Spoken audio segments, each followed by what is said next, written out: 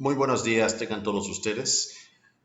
A nombre de la Universidad Autónoma de Yucatán y del Programa Institucional de Cultura para el Desarrollo, así como también del proyecto cinematográfico Kinowadi, les damos la más cordial bienvenida a esta plática virtual titulada Fahrenheit 451, de las letras a la imagen, en el marco del centenario del autor de la novela, Ray Bradbury.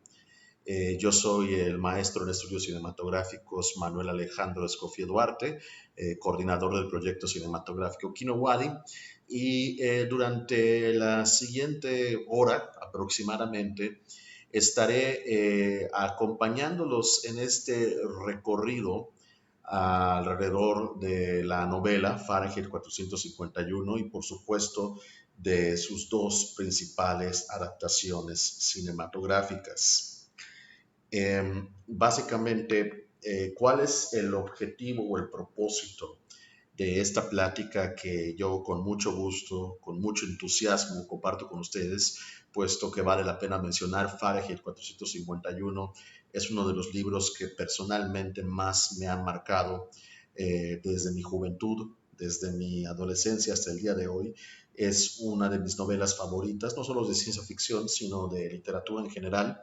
El objetivo de esto es, primero, analizar de manera muy profunda cuáles fueron las influencias y circunstancias particulares que mayormente influyeron en la obra de Ray Bradbury, en la novela de Fahrenheit 451. Utilizar ese mismo análisis como un punto de partida para comparar las dos adaptaciones cinematográficas más famosas y más notorias que han habido. Estoy hablando, por supuesto, de la versión de 1966, dirigida por François Truffaut, y la versión televisiva de 2018, hace apenas algunos años, dirigida por Ramin Barani y producida de manera exclusiva para la cadena HBO. Y una vez que hayamos hecho este análisis comparativo, esta comparación entre estas dos versiones en cuanto a qué es exactamente lo que cada una retoma y transforma de la novela, vamos a identificar cuáles son los elementos que hacen de la novela no solamente una gran novela, un gran libro y por supuesto que un libro sumamente entretenido, sino una obra con un comentario social que a más de 50 años, casi 60 años de haberse publicado originalmente, sigue siendo igual de relevante, de vigente, y no parece, yo al menos, por supuesto, un servidor, no cree que en algún momento vaya a pasar de moda, porque yo creo que son temas de carácter humano, de carácter social, que van más allá de la época, de cualquier época en la que esta historia se esté narrando. Pero primero, antes de empezar, quisiera yo advertirles que por necesidad y por las características propias de la clase de análisis que vamos a llevar a cabo durante esta práctica, debo advertirles que no podemos proceder sin antes garantizar que va a haber spoilers. Spoilers tanto en la novela como en lo referente a sus adaptaciones. Así que, pues ya saben, como dice el dicho, sobre advertencia no hay engaño. Entonces, empecemos primero con el objeto en sí, la novela Fahrenheit 451, que como bien sabemos es una novela distópica, una novela que está inscrita dentro de la subclase o subgénero distópico de la ciencia ficción, ¿ok? Bajo la autoría del escritor norteamericano Ray Bradbury. Fue publicada el 19 de octubre de 1953. Hasta el día de hoy es considerado como uno de sus mejores trabajos. ¿De qué trata Fahrenheit 451? En caso de que jamás la hayan leído ni tengan la menor idea de cuál es su trama, ni hayan escuchado nunca de qué se trata. Bueno, Fahrenheit 451, de manera muy resumida y muy sucinta, trata acerca de un mundo del futuro, presumiblemente un futuro no muy lejano o un presente más cercano del que imaginamos, en el cual las brigadas de bomberos, por órdenes directas del gobierno, en este caso el gobierno estadounidense, han dejado de apagar incendios y ahora se dedican a provocar incendios con el propósito de quemar libros. ¿Por qué? Porque en este mundo del futuro está terminantemente prohibido pensar. ¿Por qué? Porque pensar, es decir, ¿a qué me refiero con esto? En este mundo del futuro está prohibido leer. Está terminantemente prohibido, penado por la ley, el leer. ¿Por qué? Porque leer lleva a pensar y pensar, bajo esta lógica, impide ser feliz. Y en este mundo del futuro es absolutamente primordial y prioritario que todos sean felices, de tal manera que todos los libros, sea cual sea, del tipo que fuere, del autor que fuere, independientemente de su contenido, son quemados. Los libros solamente existen para ser quemados en este mundo. A lo largo de sus diversas reediciones y publicaciones y adaptaciones en diversos medios y lecturas desde que fue publicada, la novela ha sido objeto de una amplia gama de interpretaciones, muchas de ellas en referencia a el acto de la quema de libros como una táctica política para la supresión de ideas disidentes, así como también de cómo esto está íntimamente ligado con la manera en que los medios de comunicación masiva, por supuesto, recordemos que en los años 50 fue cuando empieza a hacerse cada vez más el consumo de la televisión, y justamente cómo esos medios masivos, de acuerdo con Bradbury, de acuerdo con la visión distópica de Bradbury, han contribuido cada vez más a un decremento gradual de interés por la lectura. Esta es una obra literaria que ha sido objeto de muchísimos premios y reconocimientos a nivel internacional. En 1954 es acreedora del Premio Literatura de la Academia Estadounidense de las Artes y las Letras. La versión adaptada para audiolibro se hace acreedora de un Grammy en el 77 y en el 84 recibe un premio Hugo, que es de alguna manera básicamente el equivalente a los Óscares en términos de novelas de ciencia ficción, solamente para que me comprendan un poco. Hay, por supuesto, adaptaciones para teatro, adaptaciones para radio, pero en cuanto a cine, cinematográficamente hablando, contamos con dos adaptaciones, digamos, formales y oficiales. La versión de 1966, que como ya mencioné, fue dirigida por el cineasta francés de la nueva ola francesa, valga la redundancia, François Truffaut, y una adaptación televisiva para la cadena HBO estrenada en el año del 2018, apenas hace un par de años, bajo la dirección del cineasta estadounidense de origen iraní, Ramin Barani.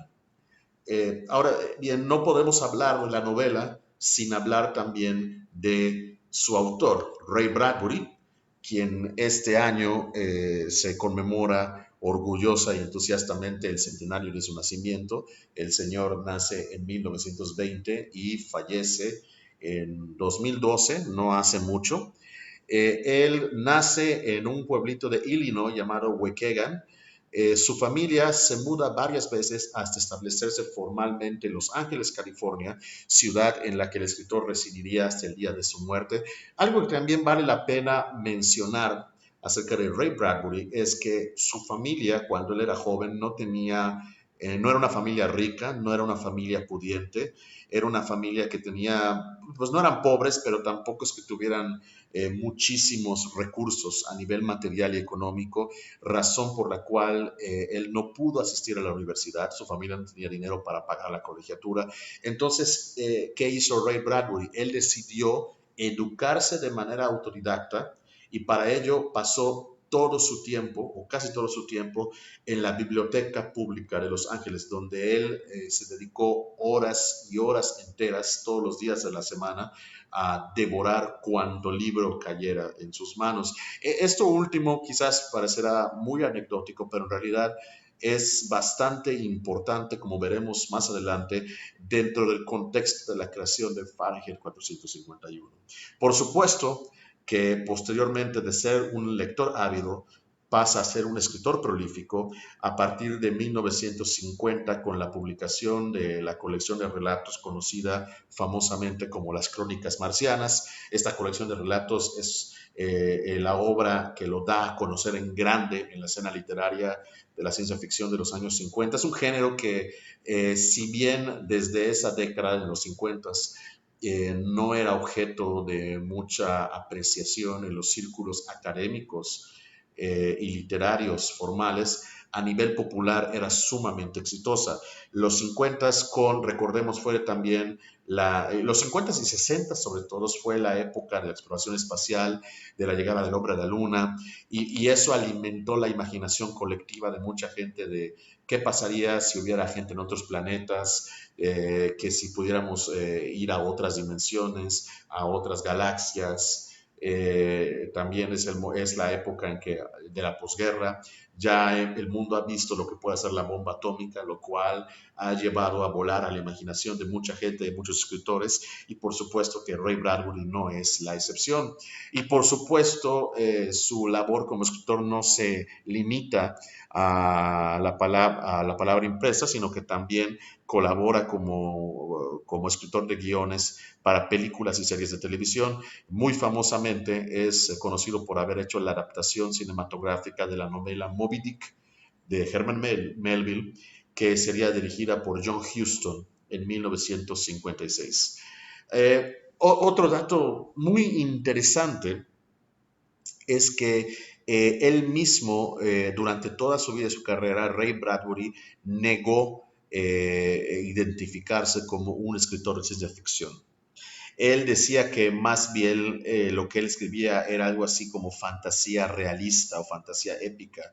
Sin embargo, él afirmaba que la única novela verdaderamente de ciencia ficción que él estaría dispuesto a aceptar como tal era precisamente Fahrenheit 451, porque desde su punto de vista era la única novela en la que la tecnología llevada al extremo en un mundo del futuro, como suele pasar en muchas obras de ciencia ficción, tenía un papel primordial en el desarrollo de la trama, a diferencia de otras obras suyas.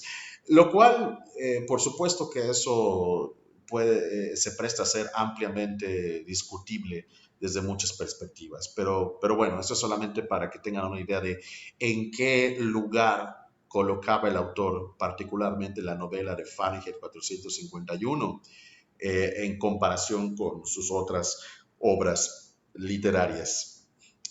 Okay, vamos a proceder ahora a continuación a hacer un desglose de los personajes y de los momentos más importantes que conforman la trama de la novela. Hagamos de cuenta que el libro, la novela de Fahrenheit 451, es como una especie de cuerpo y que estamos nosotros en una morgue o en una sala de autopsias y como si fuera un cuerpo humano vamos a abrir el cuerpo en dos y vamos a ir sacando y analizando los órganos, los intestinos, las vísceras. Vamos a hacer lo mismo con esta novela, haciendo un desglose de cada personaje. Tenemos, por supuesto, a Guy Montag, que es el protagonista de la novela y un miembro de la brigada de bomberos que en esta historia se dedica a quemar los libros.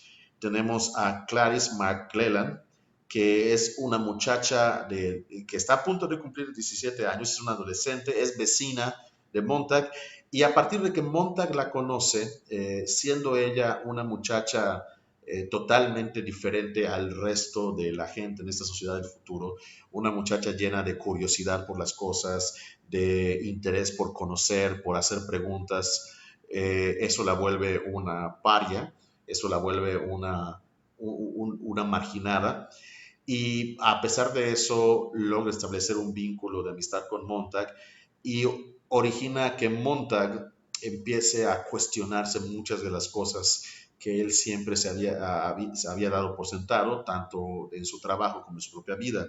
Tenemos a Mildred, la esposa de Montag, que es adicta a las pastillas, a pastillas para dormir de todo tipo, a toda clase de calmantes y por supuesto está obsesionada con estar viendo a todas horas de todos los días a esta familia ficticia que aparece en lo que se le llama en la novela pantallas parlantes. En este mundo del futuro, todas las casas tienen paredes con pantallas donde hay personajes desde la pantalla que le hablan a otros.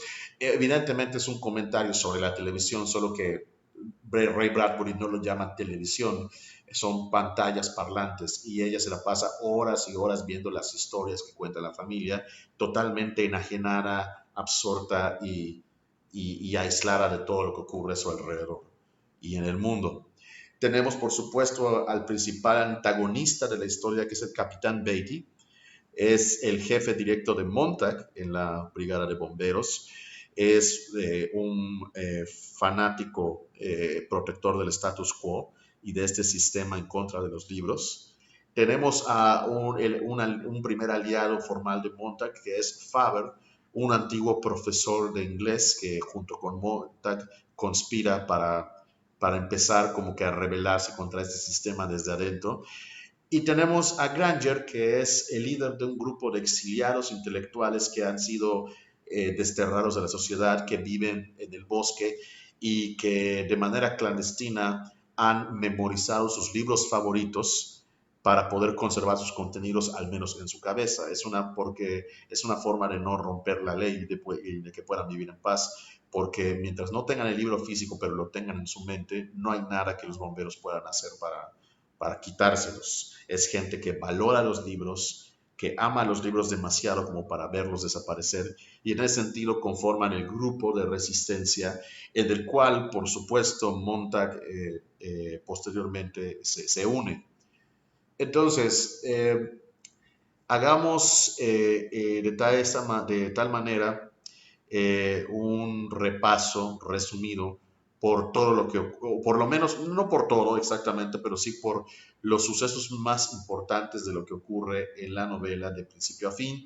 Y cuando dije al principio que había garantía de spoilers, me refería específicamente a esto. Así que si no han leído la novela y no quieren que les arruine la historia, yo les recomiendo que dejen de ver esta plática, dejen de ver este video, pongan pausa, consigan el libro, lo lean y una vez que lo hayan leído, regresen a esta plática. Los que ya conocen la historia de principio a fin, incluso han leído el libro varias veces, pues vamos entonces a proceder. Guy Montag es un bombero encargado de quemar libros por orden del gobierno. Los bomberos han sido asignados a esa tarea desde el descubrimiento de un material que eliminó la posibilidad de incendios en las casas. Este también es uno de los argumentos, excusas o pretextos que en el contexto de la historia el gobierno de este futuro utiliza para justificar la quema de los libros, porque ahora como los bomberos, como todas las casas son a pruebas de incendio, la labor del bombero carece de utilidad y para no deshacerse de la brigada de bomberos, entonces los pusieron ya no a apagar los incendios, sino a provocarlos. ¿Y provocarlos para qué? Para quemar libros. Su esposa Mildred es superficial y vive encerrada en su casa mirando su televisor gigante que ocupa toda una pared de la sala, que en la novela se le llama pared parlante o pared parlanchina, o pared de visión, no se le llama televisor, pero bueno, creo que es muy claro a qué se está refiriendo Ray Bradbury con esta descripción.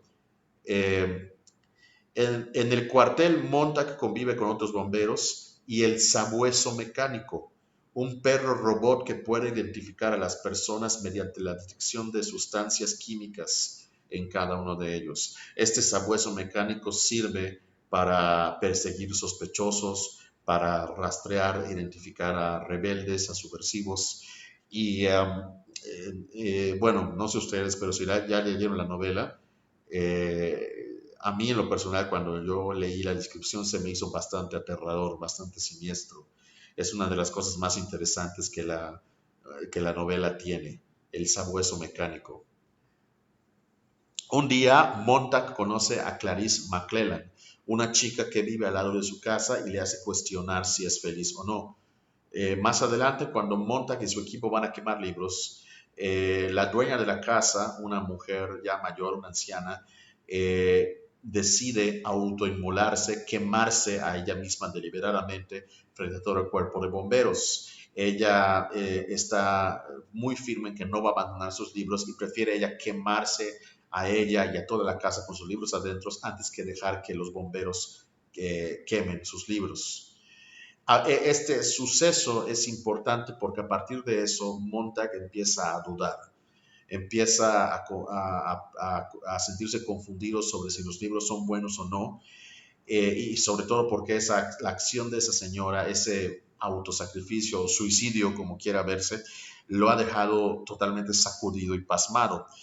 Entonces, intrigado por ello, sin que nadie lo vea, ni siquiera ni su superior Beatty, ni nadie, decide robar un libro. Días más tarde, él se entera que Clarice ha desaparecido sin dejar rastro. Eh, el capitán Beatty sospecha que Montag guarda libros y para amedrentarlo o intimidarlo le da una charla hablando del peligro que representan y del origen de la profesión. Es en esta parte de la novela, en esta explicación, a manera de diálogo expositivo, si se quiere ver así, que Beatty le da a Montag, que nos enteramos y entendemos nosotros los lectores cómo fue que se llegó a este punto de que los libros fueran prohibidos y penados por la ley y que el gobierno utilizara a los bomberos para deshacerse de ellos.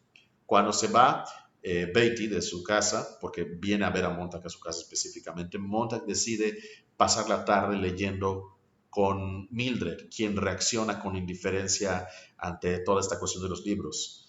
Y por supuesto esto frustra muchísimo a Montag porque no puede hacerle ver exactamente a Mildred qué es, por qué los libros le llaman la atención, por qué él siente que son importantes, ¿no? Sin embargo, Montag recuerda que hace un año habló con un hombre llamado Faber, un profesor universitario, que era un hombre pues instruido, leído, que sabía mucho sobre libros, sobre cultura, y se llevaron tan bien que le dio su dirección. Entonces de ahí decide ir a su casa con un libro bajo el brazo que resulta ser nada más y nada menos que la Biblia, para pedirle ayuda o por lo menos para tener alguien con quien hablar sobre estas dudas y cuestionamientos que les está haciendo sobre por qué se consideran tan peligrosos a los libros, qué es un libro, cuál es la finalidad de un libro, etcétera, etcétera, etcétera. Y posteriormente pues da con Faber. Faber al principio se rehúsa a ayudarle, pero posteriormente le da un auricular de radio para comunicarse y lo manda a la estación de bomberos para ir por respuestas. Allí conversa con Betty, quien todavía pensando, sospechando que Montag está guardando libros secretos, lo provoca hablándole de un sueño que tuvo en el cual ambos, él y Montag, discutían por los libros. Suena la campana y es otra ronda para ir a quemar libros en alguna casa, pero cuando llegan a la casa en cuestión, Montag se lleva la gran sorpresa de que de hecho es su casa. Ellos han venido a quemar la casa de Montag ya que Mildred lo ha delatado con el gobierno al ver que él tenía libros en su casa y ha salido huyendo. Tras quemar la casa, o más bien después de que Beatty obliga a Montag a quemar su propia casa, Beatty le afirma que será arrestado. Montag quema vivo con su lanzallamas a Beatty. El sabueso mecánico lo persigue, casi lo mata. Sin embargo, Montag se las arregla para destruir el sabueso mecánico con el lanzallamas. Lo quema de la misma manera en que quemó a Beatty. Montag intenta huir a casa de Faber, no, sin embargo, Faber le dice que mejor vaya al río porque hay otro sabueso mecánico que lo está buscando y el único lugar en el que el sabueso no es capaz de detectar a sus víctimas es en el agua. A partir de ahí su radar no funciona. Entonces, Montag huye hacia el río para resguardarse y mientras huye observa que todos los televisores, o más bien todas las pantallas parlantes en cada casa de la ciudad están transmitiendo en vivo su persecución, lo cual nos habla también de esta visión del futuro que ya Bradbury y muchos otros, pero sobre todo Bradbury anticipaba de cómo en el futuro este tipo de arrestos iban a ser no solamente parte del entretenimiento público, sino parte del entretenimiento masivo a través de los medios electrónicos de comunicación. Esto fue décadas antes de que hubiera en la televisión un programa como Cops. ¿Se acuerdan del programa Cops, Policías, que hace poco, debido a todas estas protestas raciales en Estados Unidos, en gran parte por eso fue cancelado y sacado del aire? Esto fue, por supuesto, que antes de la famosa cobertura mediática de la persecución de O.J. Simpson en su camioneta blanca, ¿no? Y bueno, el caso es que Montag logra eludir al sabueso. Sin embargo, el sabueso encuentra a un vagabundo y lo mata, y de esa manera tanto la televisión como el gobierno le hace creer al público que ese vagabundo era Montag y que Montag ha sido finalmente ejecutado, ¿no? Entonces todo el mundo da por muerto a Montag. Montag encuentra al grupo de profesores y de intelectuales exiliados, cuyo líder, como ya dijimos, es Granger, y Granger le explica que cada uno ha memorizado un libro para que ese conocimiento no se pierda. Más tarde, la ciudad es bombardeada, estalla una guerra nuclear, la ciudad es bombardeada, todos mueren. Se da a entender que nadie del público, ni nadie de la población, ningún ciudadano de la ciudad sabía que iban a caer las bombas porque todos estaban demasiado concentrados en ver la televisión, en ver a las pantallas parlantes, y todos en la ciudad mueren a excepción de Montag y los exiliados, quienes a partir de ese momento deciden reconstruir la sociedad ahora con un nuevo régimen, o más bien con un nuevo orden o una nueva comunidad en la que es conocimiento que ahora han memorizado en los libros se transmita y se transcriba y vuelva a haber libros impresos. Al menos así es como yo lo recuerdo y así lo interpreto. Habíamos mencionado que Fahrenheit 451 forma parte de un subgénero o subclase muy específico de la ficción especulativa o de la ciencia ficción que se llama novela distópica. Es una categoría en la que, por supuesto, estamos acostumbrados a citar como referentes a títulos como, desde luego, que La Naranja Mecánica de Anthony Burgess, recientemente El cuento de la criada de Margaret Atwood, por supuesto, Un mundo feliz de Aldous Huxley y, desde luego, la que es considerada ampliamente por muchos, y creo que con buena razón, la madre de todas las novelas distópicas, la novela distópica por excelencia, 1984 de George Orwell. Pero en sí, ¿qué es una novela distópica? ¿Cuáles son sus características? ¿En qué nos basamos para decir si una historia de ficción especulativa presenta una visión distópica o no?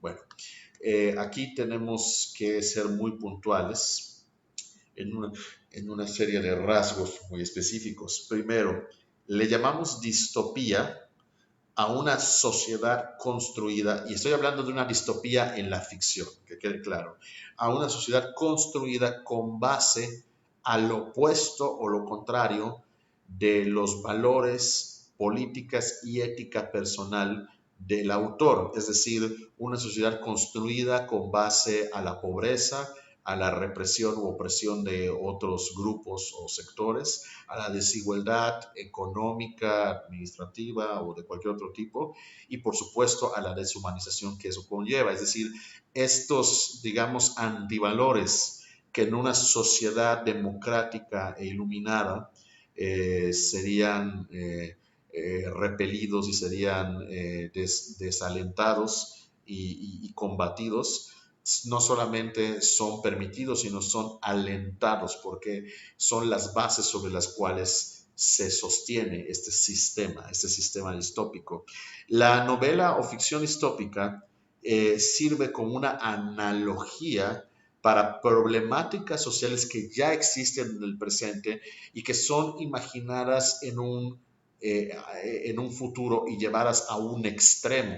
Eso nos permite, por supuesto, ver esas problemáticas sociales desde una perspectiva fresca, así también como estar conscientes de prácticas políticas que en este momento podrán pasar desapercibidas, pero que poco a poco en algún momento van a tener repercusiones severas para toda la población.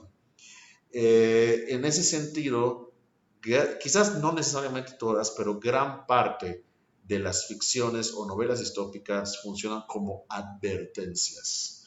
Son, digamos, fábulas o relatos morales donde se nos advierte que si seguimos en el camino en el que estamos actualmente en cuanto a esa problemática particular a la que la novela o el autor hacen referencias, podríamos terminar en una distopía que jamás hubiéramos imaginado.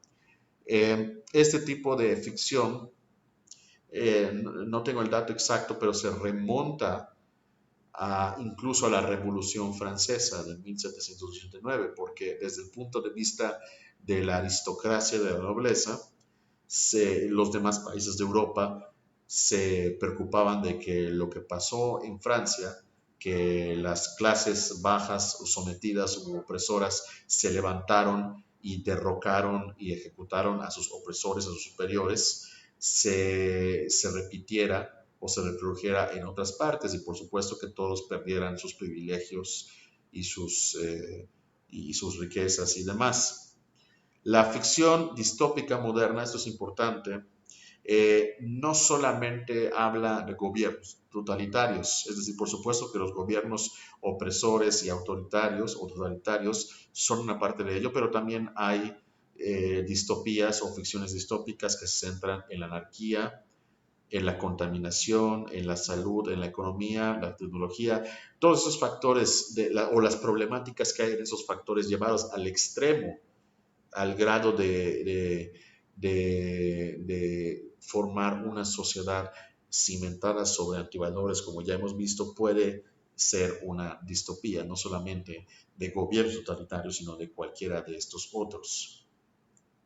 Ahora bien, vale la pena también mencionar que vamos a encontrar la primera semilla primigenia de lo que luego se convertirá Fahrenheit 451, al menos en términos literarios, en un cuento, en una historia corta que Ray Bradbury de hecho escribió y publicó antes de lo que sería conocido como Fahrenheit 451. Es un cuento corto que se llama El transeúnte, en inglés The Pedestrian, y está inspirado en una experiencia que él vivió una noche en Los Ángeles cuando él caminaba en una calle con un amigo. Se les acercó a ambos un policía que los vio de manera muy sospechosa y les preguntó qué están haciendo de una manera pues muy altanera, ¿no? Muy severa. Y Ray Bradbury, que particularmente, sobre todo en esa época que era más joven, a él nunca le gustó la autoridad, siempre tuvo problemas para tomar en serio o tenerle respeto a las figuras de autoridad. Pues no lo tomó a bien y muy cínicamente, de manera muy desafiante, le respondió: nada, simplemente estamos poniendo un pie delante del otro o un pie enfrente del otro, putting one foot in front of another. y eso por supuesto no le gustó al policía y de ahí hubo pues una especie de altercado, discusión entre ellos hasta que finalmente el policía se dio cuenta de que no estaban haciendo nada ilegal y, y los dejó ir. Pero la experiencia pues dejó bastante molesto a Bradbury, bastante ciscado, ¿no?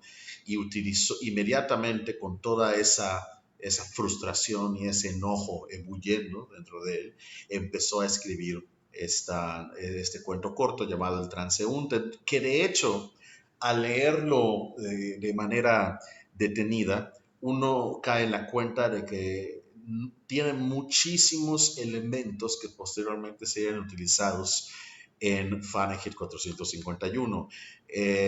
El protagonista es acosado y detenido por la policía, igual que eventualmente Montag será acosado y producido por las fuerzas policíacas y por su propia brigada de bomberos. En este mundo del futuro, nadie sale a caminar ni siquiera por la noche porque todos están encerrados en su casa viendo pantallas visuales, un concepto que luego sería reutilizado de una manera más completa y formal por Bradbury en la novela Fahrenheit 451, razón por la cual el protagonista es detenido por estar caminando de noche, porque nadie camina de noche, por lo tanto, de acuerdo a la policía, desde su punto de vista debe estar haciendo algo ilegal o algo sospechoso, por eso lo persiguen y él se revela. Y el protagonista, igual que en Fahrenheit 451, y que de hecho en muchas novelas y ficciones distópicas es reprimido por el sistema, es sometido a él, y de hecho en este caso, en el caso del transeúnte, es enviado a lo que el cuento describe como un centro psiquiátrico de investigación para tendencias regresivas, es decir, un centro en el que se le va a curar de ese comportamiento o personalidad supuestamente antisocial o supuestamente anormal.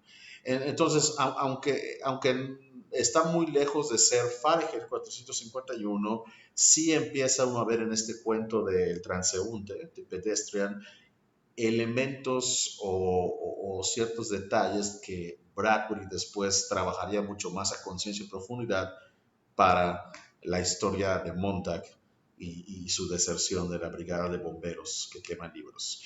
Les había comentado hace un momento que la familia de Bradbury era, pues, no indigente, pero sí no tenía muchos recursos económicos, razón por la cual él mismo buscó de manera autodidacta su educación en la Biblioteca Pública de Los Ángeles, una de las bibliotecas más famosas, más conocidas y más surtidas del mundo, y ahí se la pasaba él leyendo horas y horas, devorando los libros con los ojos, lo cual lo llevó por supuesto, que a desarrollar un amor muy particular y muy apasionado y muy cercano con los libros, un vínculo muy íntimo con el libro, debido a que el libro era lo que lo llevó a su profesión, lo que lo capacitó para enfrentarse, para formarse en la vida.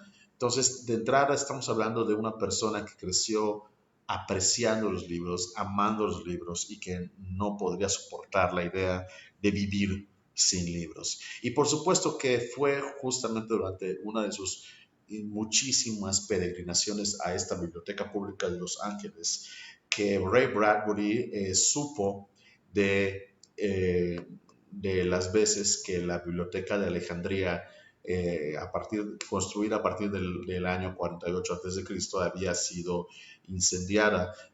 Aunque no lo crean, Alejandría, que fue en ese momento una de las fuentes de saber y de información más importantes del mundo antiguo, sufrió varios incendios durante su historia, saliendo milagroso y sorpresivamente intacto de muchos de ellos.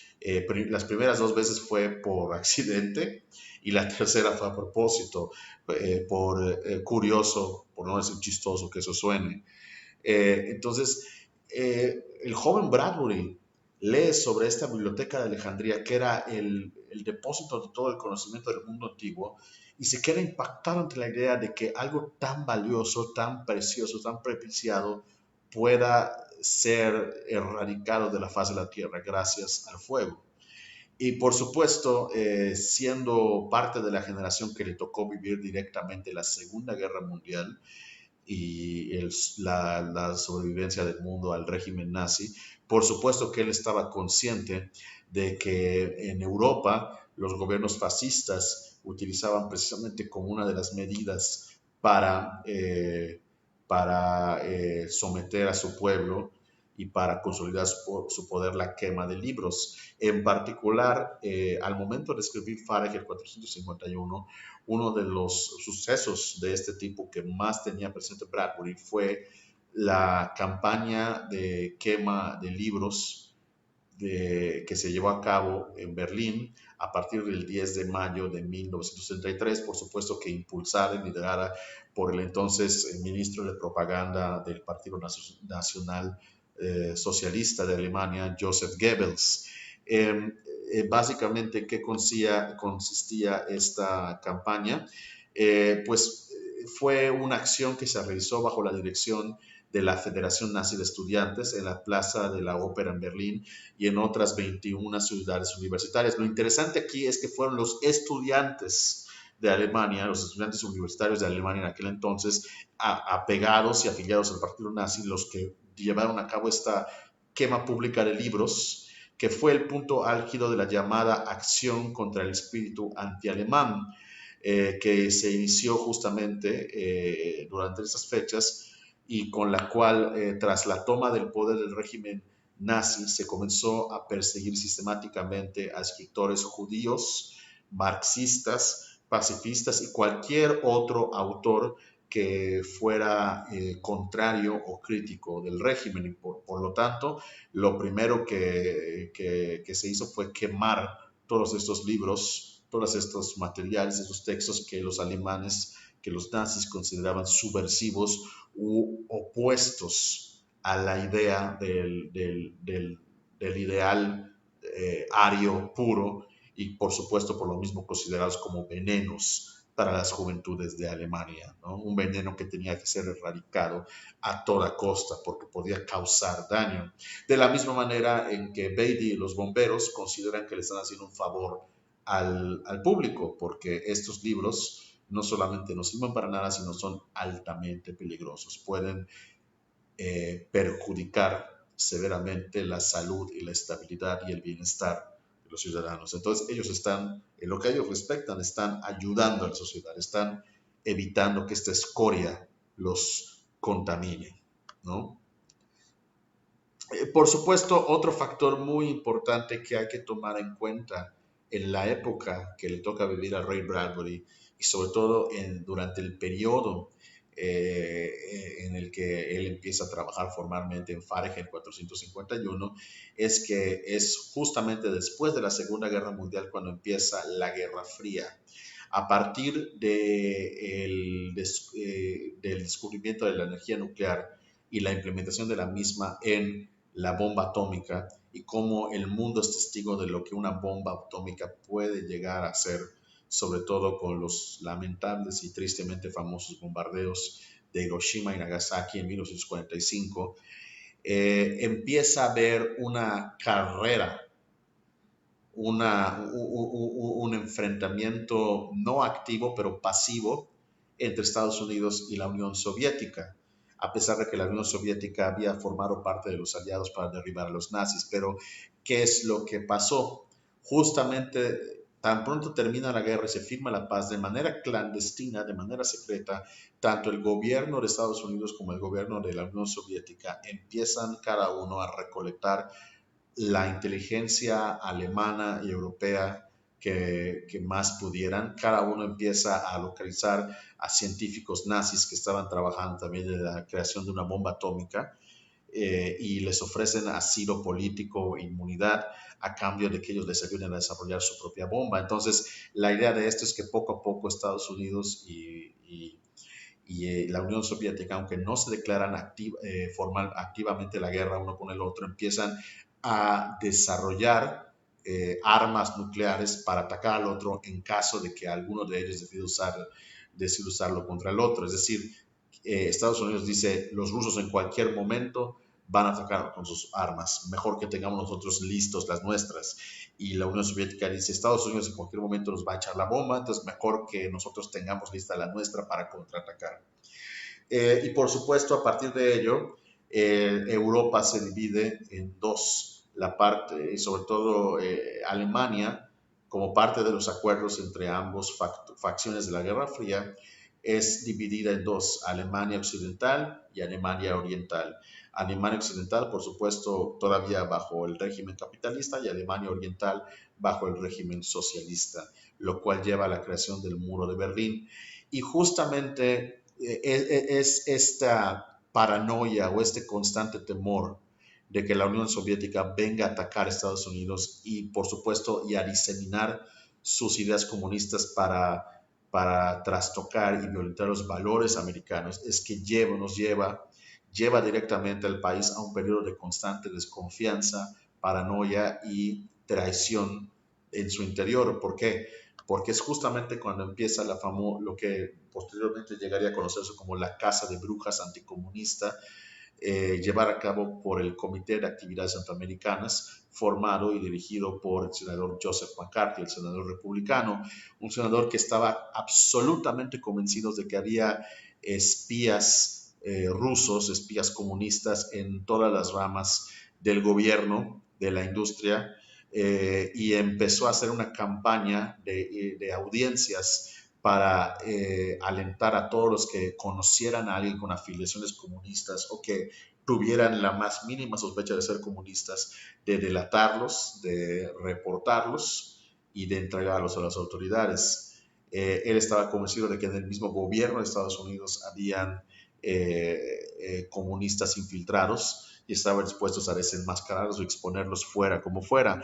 Estas audiencias en las que muchísima gente fue acusada, a veces sin razón alguna de ser comunistas y por lo mismo perdieron trabajos, fueron incluso muchos de ellos perdieron amigos, amistades, se les cerraron puertas, algunos debido a esto terminaron suicidándose. Causó muchísimo un ambiente lleno de tensión, lleno de paranoia y sobre todo lleno pues, de acusaciones sumarias, de traiciones entre mucha gente y por supuesto que una de las medidas que se sugirió para combatir esta supuesta amenaza comunista fue la prohibición y quema de libros, cosa que una vez más a Bradbury de manera particular le irritaba, le molestaba, le entristecía, porque para él los libros eran, pues digamos, algo sagrado, incluso aquellos que tuvieran ideas subversivas. Él era, en ese sentido, un gran partidario de la idea de la libertad de expresión, ante todo, ¿no? Entonces, esto también fue uno de los elementos que quizás subconscientemente lo inspiraron a crear pues esta distopía en donde los libros son el enemigo, los libros son el enemigo o la amenaza a ser erradicada, de manera muy similar a como se daba en el contexto de la caza de brujas anticomunistas. Y hablando de caza de brujas o de cacería de brujas, uno de los datos más interesantes y creo que pertinentes a lo que estamos hablando respecto no solo a la novela, sino a la vida misma de Ray Bradbury, es que él es uno de los descendientes de una famosa mujer que fue en su momento acusada de brujería, puesta a juicio, pero que milagrosamente logró escapar a la infame cacería de brujas en Salem, Massachusetts, por ahí del siglo XVII, XVIII más o menos. Ella fue juzgada, pero no se encontró evidencia de que estuviera, como se diría en ese entonces, en consorte con el diablo, con el maligno o que fuera un agente de brujería. Ella de hecho logró vivir tranquilamente hasta los 85 años, pero pero es interesante porque Bradbury estaba consciente de ser descendiente de ella. Y de hecho, en muchas de sus novelas hay un personaje, por lo menos, que hace alusión al juicio que por brujería efectuado a su, creo que es tatarabuela, Mary Perkins Bradbury. En la novela Fahrenheit 451, el personaje de la anciana que vive en la casa llena de libros y que decide morir con los quemada junto con sus libros en lugar de, antes que dejarlos, está en parte inspirada, parcialmente inspiradas en la historia de esta mujer de la cual Brett Bradbury era descendiente, ¿no? Sin embargo, algo que también preocupaba y molestaba mucho a Bradbury era que la gente pasaba, sobre todo en los años 50, cuando la televisión se volvió el fenómeno a nivel cultural, político y social, algo que cambió para siempre la dinámica de pasar el tiempo libre en las salas de estar de todo el mundo prácticamente. A él le preocupaba que este medio de la televisión, como es un medio de divulgación de información de todo tipo, pasara a sustituir al libro, que hasta ese entonces había sido la fuente principal de consulta, de divulgación y de acceso a información que el humano había tenido. Y que para él la televisión era, él se afiliaba mucho a lo que muchos llamaban la idea de que la televisión era la caja idiotizante, la caja idiota, una caja que en lugar de estimular la imaginación, la mataba, la hacía pasiva y eso daba como resultados a una generación de gente que ya no era intelectualmente activa, sino intelectualmente pasiva. Entonces, él veía a la televisión como esta amenaza hacia el mundo del intelecto, el mundo de las ideas y de las letras. De hecho, por lo mismo es que, a pesar de que mucha gente cree o da por hecho que Fahrenheit 451 es ante todo una historia que denuncia la idea o el concepto de la censura, y a pesar de que en un principio Ray Bradbury comulgó con esa idea porque tenía muy presente las audiencias anticomunistas de McCarthy, lo cierto es que con el paso de los años, él dio una versión diferente de lo que él sentía que era el verdadero tema de la novela. De tal manera que, por ejemplo, en 1956, bien hubiera podido decir lo siguiente, dice, escribí este libro durante una época en la cual me preocupó la manera en que ciertas cosas estaban sucediendo en el país hace unos años. Quise hacer una historia para comentar lo que pasaría si nos seguíamos yendo demasiado hacia esa dirección. Se refería, por supuesto, a la atmósfera de miedo y de intimidación creada por las audiencias de McCarthy, y que él se preocupaba que degeneraran o desembocaran en quema activa de libros, de censura activa de libros, mediante la quema de los mismos. Pero más adelante, casi ya entrando casi los 60, modificó un poco lo que él consideraba que era el tema principal o la premisa principal de la novela, contando la siguiente anécdota. Dice, una noche en Beverly Hills, hace años, un matrimonio pasó cerca de mí paseando a su perro. La mujer sostenía en una mano una radio del tamaño de una caja de cigarros con cables conectados a sus oídos. Y ahí estaba totalmente indiferente a su marido y su perro. Esto, aclara Bradbury, no era una ficción. Entonces, fíjense, él recuerda vívidamente que la mujer sostenía en su mano una radio tan grande como una caja de cigarros, y esa cajita, esa radio, tenía cables conectados a sus oídos. Eso fue en 1959. Más adelante, si nos atenemos a la descripción, ¿qué es lo que escucha muchas veces? El personaje de Mildred en la novela utiliza estas dos conchas de mar para escuchar música o para escuchar sonidos que igual la aíslan completamente de su entorno. Esto, por supuesto, esto fue en una novela décadas antes de la aparición del Walkman y muchísimas décadas antes de la aparición del iPhone. Y sin embargo, ahí está claramente en la novela.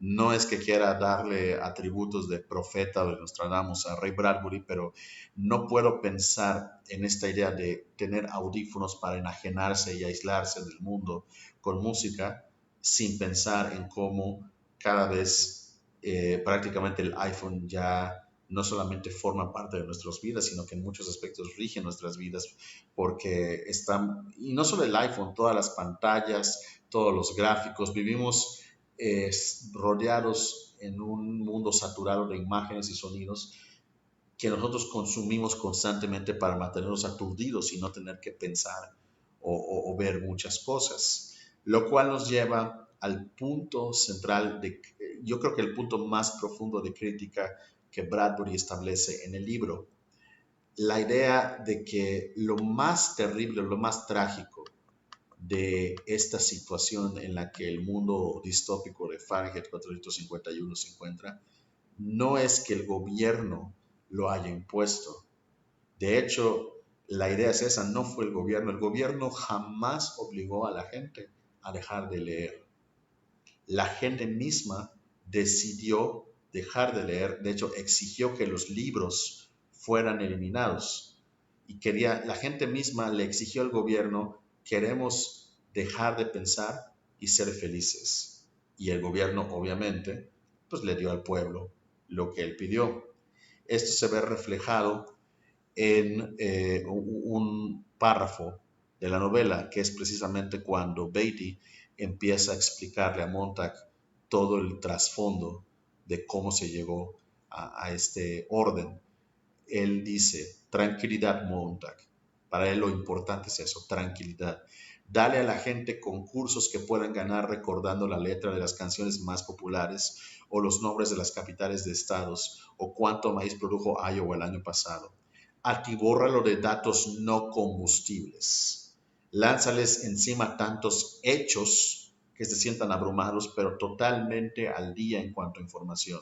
Entonces tendrán la sensación de que piensan. En pocas palabras, dales poquito, no los retes, no los estimules, no los hagas pensar o hagas pensar lo menos posible. Porque como habíamos dicho, en este mundo distópico es más importante ser feliz que pensar.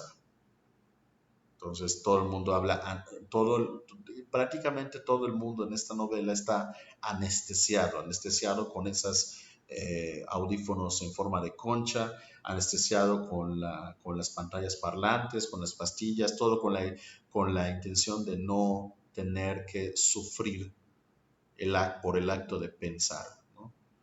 Eh, entonces, yo creo que eso es uno de los puntos más brutales en cuanto a la novela, porque básicamente Bradbury, siento yo, le está diciendo al público, ustedes tienen la culpa. O sea, yo los acuso a ustedes de esto que estamos viviendo. Ustedes son los responsables. Le lanza al público la pelota de la responsabilidad.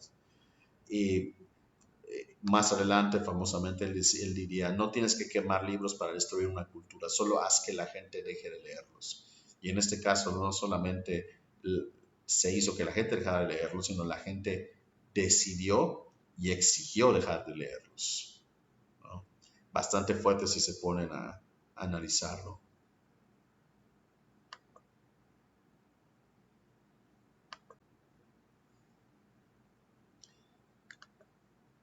Bueno, ahora bien, por supuesto que un libro puede adaptarse a la pantalla de muchas maneras diferentes, dependiendo del libro y dependiendo del realizador o del guionista que hace la adaptación. En el caso de las dos adaptaciones que nos ocupan de Fahrenheit 451, las circunstancias, épocas y directores específicos para llevar a cabo esas adaptaciones no pueden ser más diferentes uno con el otro. Sin embargo, por diferentes que sean, una de las cosas más sorprendentes es también darse cuenta y comprobar los muchos puntos en comunes que tienen más allá de esas diferencias. Y para ello tenemos que empezar analizando la visión que cada uno de los directores detrás de estas dos adaptaciones tuvieron en relación a la novela. Me refiero, por supuesto, al francés François Truffaut quien desgraciadamente ya no está con nosotros, falleció en 1984, y Ramin Barani, el cineasta iraní, eh, que hasta donde sé todavía está activo, aunque, bueno, creo que en realidad Fahrenheit 451 es la última película que ha realizado, pero estoy seguro que volveremos a saber de él muy pronto. Empecemos con François Truffaut y con la visión que él nos muestra de la novela de Fahrenheit 451 llevada a la pantalla grande. Primero un poco de contexto. ¿Quién es François Truffaut? Bueno, es un famoso director, productor, guionista y actor francés de cine, y además crítico de cine francés, al igual que sus contemporáneos como Jean-Luc Godard y Louis Malle, y muchos de ellos. Empezó como crítico de cine y como escritor de artículos sobre sobre cine en la famosa publicación cinematográfica Cahiers du Cinéma, Cuadernos de Cine, dando como resultado la conformación, aunque nunca estuvo conformado realmente como movimiento. A François Truffaut se le considera como uno de los miembros fundadores de lo que luego llegaría a ser conocido como la nueva ola francesa, gracias al enorme éxito internacional que empezó a disfrutar a partir de 1959 con su película Los 400 golpes, que por supuesto sería seguida por otros títulos memorables como Disparar al pianista en 1960, Jules y Jim en el 61 y La noche americana en 1973. Aquí hay que tomar en consideración un par de factores. François Truffaut no tuvo una experiencia agradable o feliz filmando Fahrenheit 451. En sus diarios personales y en posteriores testimonios y entrevistas que daría a lo largo de su vida, recordaría aquel proceso como algo que él no disfrutó. Era algo que no le daba muy buenos recuerdos porque en principio François Truffaut no hablaba ni una palabra de inglés. Él nunca aprendió a hablar inglés formalmente, hasta donde yo sé, no sé, puedo estar equivocado. Pero el caso es que esta fue su primera producción en inglés, la primera que hacía fuera de Francia, porque esto se filmó en Inglaterra, al menos en su mayoría fue filmado en los estudios Pinewood de Inglaterra, y era la primera película que él desarrollaba y dirigía para un estudio de Hollywood, en este caso la división europea de Universal Pictures. Por lo mismo, él acostumbrado a trabajar en producciones más íntimas, personales y con presupuestos mínimos, si no es que inexistentes, pues para él esta fue su primera gran producción con un gran presupuesto, o sea, el primer gran proyecto, la primera gran película que le tocó hacer, al menos desde el punto de vista hollywoodense. Sin embargo, pues él no estaba acostumbrado a eso, no se sentía tranquilo, no hablaba inglés, todas sus direcciones tenía que darlas a través de un intérprete. Por supuesto que también está la muy sonada y conocida historia de cómo él no se llevaba bien con el protagonista de la película, Oscar Werner, quien tenía el encargo de interpretar a Montag. Él y Truffaut llegaron incluso a pelearse, a no dirigirse la palabra. Entonces fue un rodaje lleno de tensiones y decepciones para Truffaut. Y a pesar de ello, a pesar de que la película cuando salió no fue necesariamente un éxito de taquilla y tuvo opiniones muy encontradas entre los críticos, eh, con el paso del tiempo ha sido posible apreciar muchas de las cosas que François Truffaut aporta a la novela de Fahrenheit 451 en relación a su puesta en escena. ¿A qué me refiero? Truffaut deliberadamente decidió hacer una película, decidió filmar una película de ciencia ficción que se viera lo menos posible como ciencia ficción. Él, por lo mismo de que el presupuesto era alto para la época, pero tampoco era así un presupuesto totalmente exorbitante. Entonces, él decidió crear no un futuro lejano y extremo y visualmente extravagante, sino un futuro más bien cotidiano. Hay en la elección de locaciones, de casas y de diseño en general de toda la producción, no hay muy poco, muy mínimo que nos hable, eh, que sea tecnología de avanzada, lo suficiente como para darnos la pista de que estamos en el futuro. Sí, hay ciertas cosas que lo delatan, pero en general son locaciones y espacios muy cotidianos, muy cercanos a la realidad presente, por lo menos la realidad presente que se estaba viviendo en 1966. No hay aparatos súper elaborados de tecnología de punta, todo se ve muy cotidiano, ordinario hasta cierto punto, low key. Entonces, en ese sentido es una película que utiliza este elemento de la tecnología, pero no de una manera que nos haga sentirnos en un mundo del futuro demasiado lejano, demasiado extremo o demasiado distante como para poder relacionárnoslo con ello.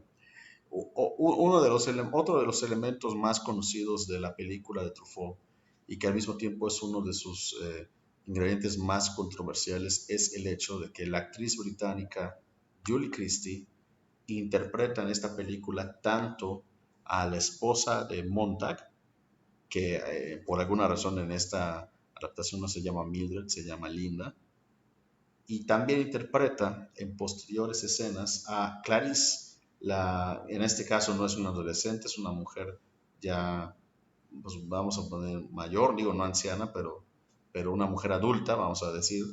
Eh, y básicamente, ya no es una adolescente, es una mujer adulta y que se dedica a dar clases, es maestra. Y entonces Julie Christie interpreta tanto a una como a otra, esas dos mujeres en la vida de Montag, que de alguna manera representan como dos lados opuestos de la moneda. Sin embargo, esa lectura que uno pudiera tener de manera personal es puesta de manera explícita y de manera así muy remarcada, quizás yo creo que demasiado remarcada, con el casting de Julie Christie como ambos personajes. Entiendo la analogía detrás de eso, o sea, que son dos caras de la misma moneda, pero yo siento que que esa decisión a la que Truffaut llegó al darle a esta actriz ambos personajes tiene muchísimo más que ver con que justamente más o menos por esas fechas Alfred Hitchcock había ya anunciado que su siguiente película iba a ser Vértigo, ¿no?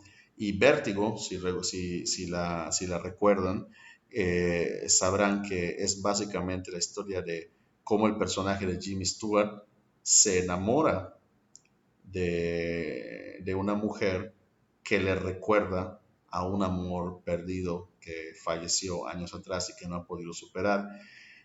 Tanto el amor perdido, es decir, la mujer que falleció y que el personaje protagónico perdió, como esta nueva mujer que se lo recuerda al grado de que él la obliga a vestirse como su contraparte muerta, es interpretada por la misma actriz, que en este caso es Kim Novak.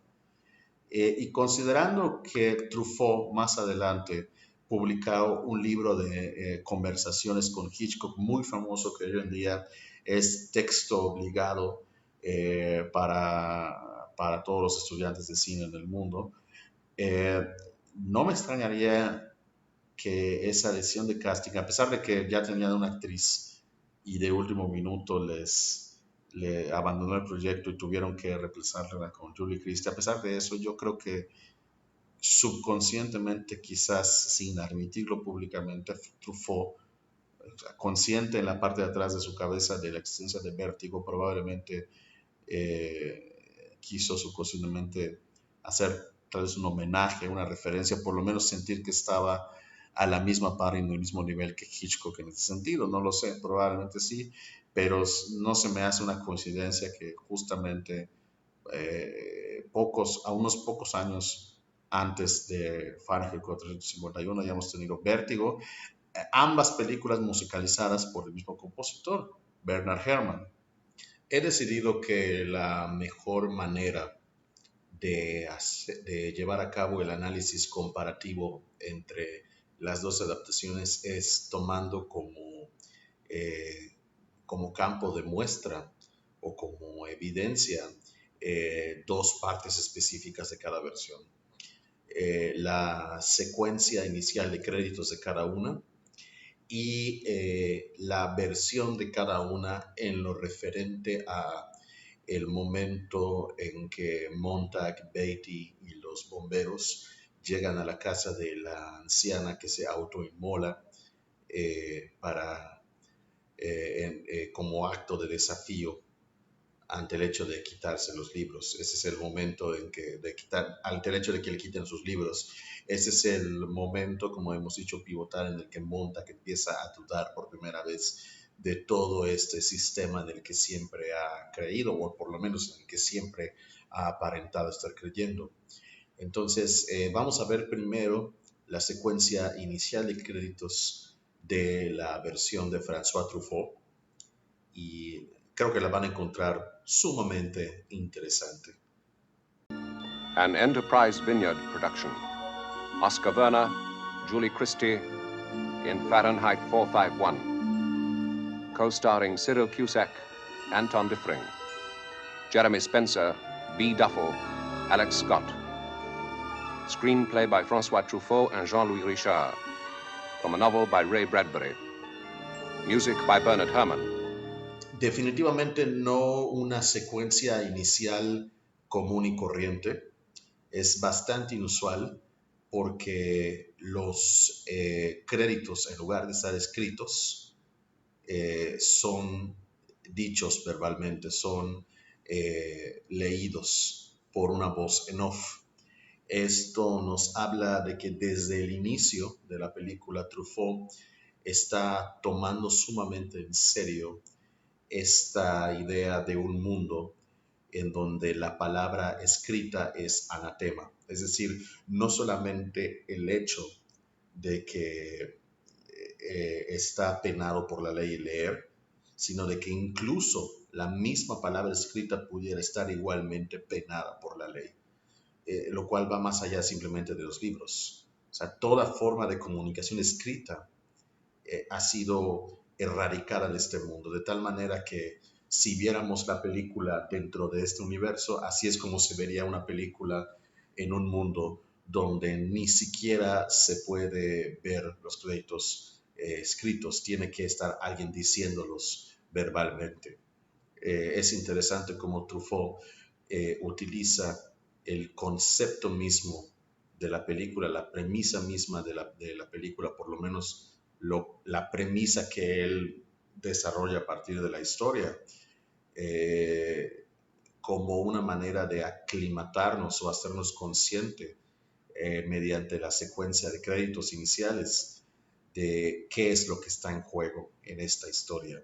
Y eso va todavía más allá conforme avanzamos y llegamos a un punto en el que hay una escena en el que Montag, cuando está en la cama junto a su esposa antes de dormir, empieza a leer el periódico y vemos que está leyendo lo que correspondería o en circunstancias normales parecería ser el área de tiras cómicas de un periódico, la sección de tiras cómicas, solo que en este caso los paneles son puras imágenes y no hay un solo diálogo escrito.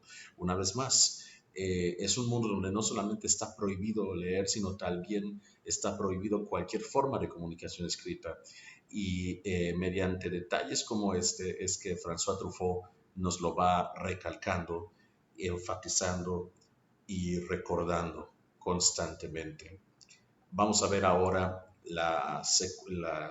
una versión editada y abreviada de la escena en la casa de la señora de los libros que se autoinmola, que incluye también parte de la explicación que Beatty le hace a Montag respecto a por qué los libros son peligrosos. Ah, Robinson Crusoe. The Negroes didn't like that because of his man, Friday. And Nietzsche. Ah, Nietzsche. The Jews didn't like Nietzsche. Ah, here's a book about lung cancer. You see, all the cigarette smokers got into a panic, so for everybody's peace of mind, we burn it. Ah, now this one must be very profound. The Ethics of Aristotle. Now, anybody that read that must believe he's a cut above anybody that hadn't. See, it's no good, Montag. We've all got to be alike.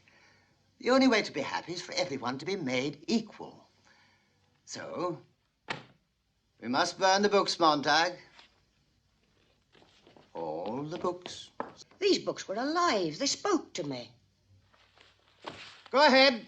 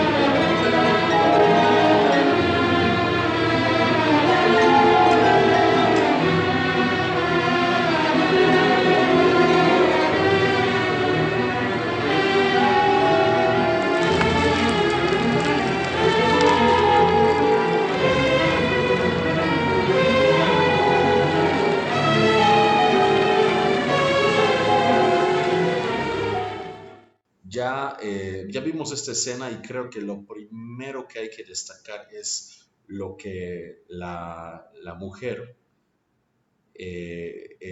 menciona antes de que empiece la quema de los libros. Ella dice, estos libros están vivos o estaban vivos, me hablaron a mí. Es algo muy presente en la versión de Truffaut y es una idea, un concepto que se va repitiendo y afianzando de muchas maneras. La idea de que el libro no solamente es un libro, el libro es un ser vivo. El libro es un ente orgánico que respira, que vive y cuando es destruido, cada vez que un libro es destruido equivale a una vida que ha sido destruida. Tal vez no necesariamente una vida humana, pero sí una forma de vida, porque la información, lo que hay en un libro vive dentro de él y por lo tanto cuando el libro deja de existir, de respirar esa información, esas ideas también mueren en cierto modo. Y yo creo que es muy, muy interesante la manera en que los planos y la cámara se concentran tanto durante varios segundos prolongados en cómo las hojas de los libros se van cada vez marchitando y oscureciendo por el fuego. Es una escena en la que realmente sientes la pérdida, sientes la tristeza, la impotencia y la rabia de ver estos libros, estas imágenes hermosas siendo reducidas a cenizas. En pocas palabras, sientes la pérdida de estos seres vivos.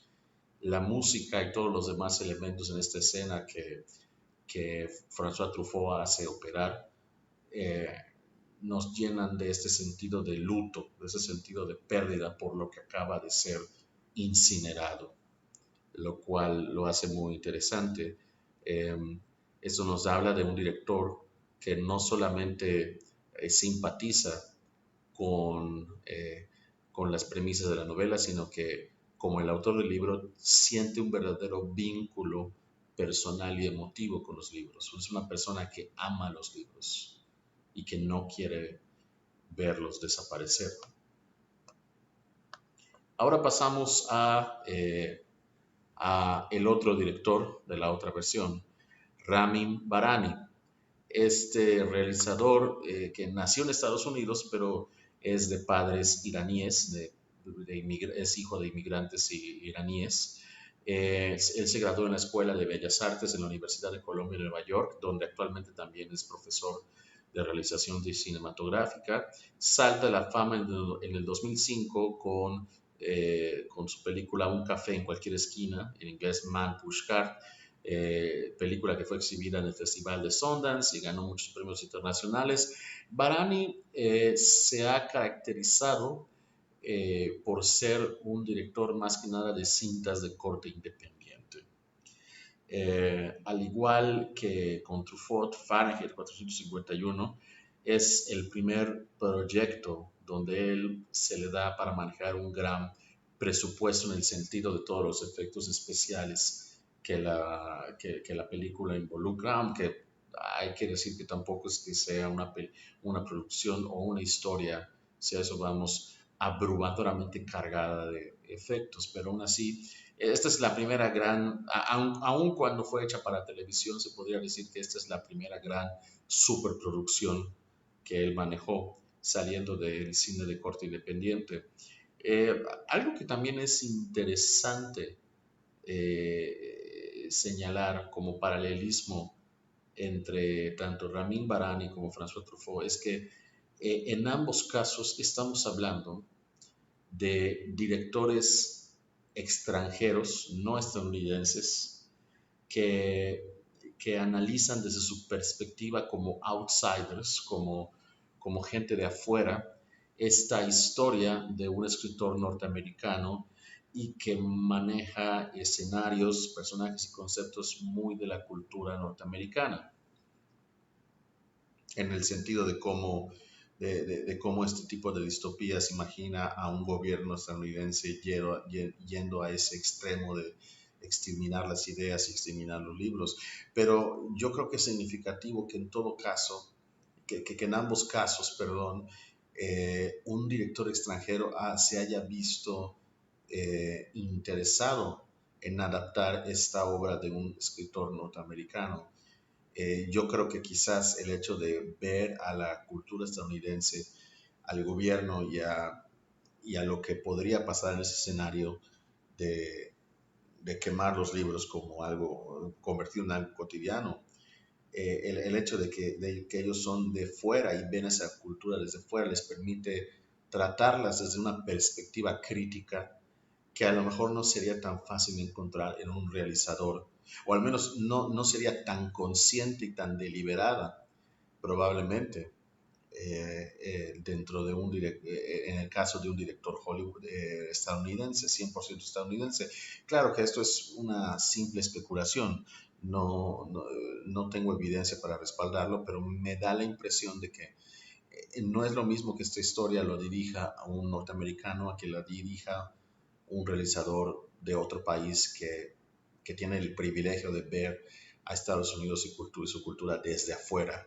En cambio, que cuando uno está desde adentro, pues difícilmente puede librarse difícilmente puede ser 100%, vamos a poner, imparcial, ¿no?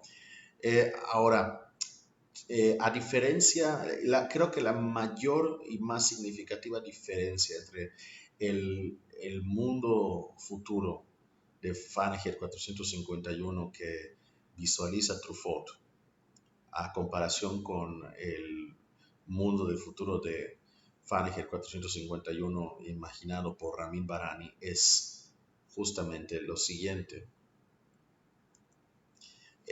Lo que en el caso de Truffaut era una comunidad suburbana cotidiana de clase media, sin tecnología demasiado sofisticada como para hacernos creer que estamos más allá del presente, ahora deliberadamente se vuelve una urbe eh, llena de pantallas, llena de espectaculares que se mueven, de luces, de neón.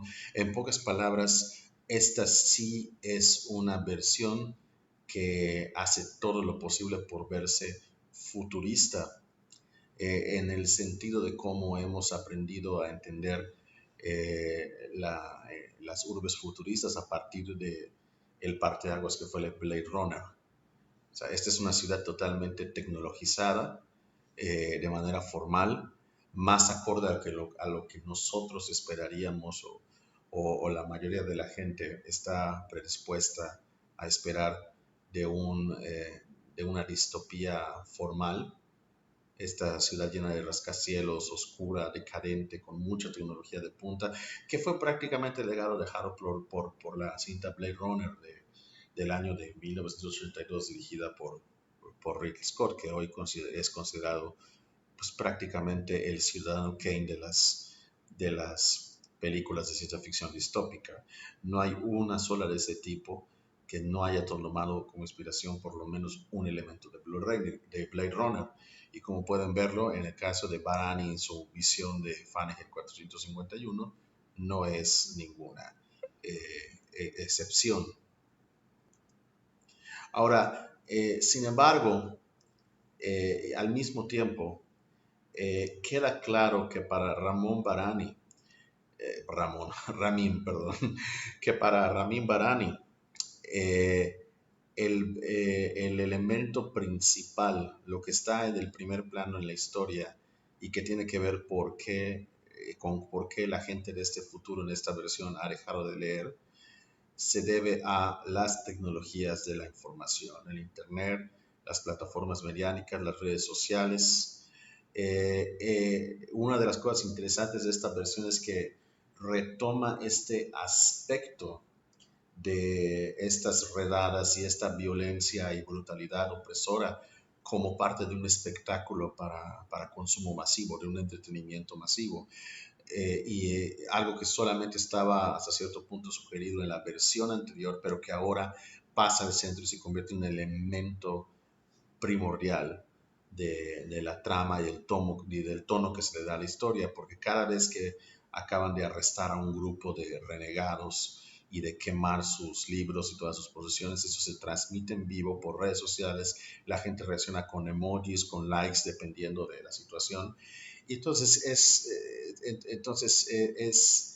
es un sistema en el que se llevan a cabo estas redadas para mantener, pues de alguna manera idiotizado al público y sumiso, una especie de pan y circo, que de manera muy similar a los temores de Bradbury en su momento de que la televisión fuera ese pan y circo, ahora Ramin Barani hace que lo hace tomando en consideración lo que es nuestro pan y circo de hoy en día, que es justamente las redes sociales, el Internet y las tecnologías.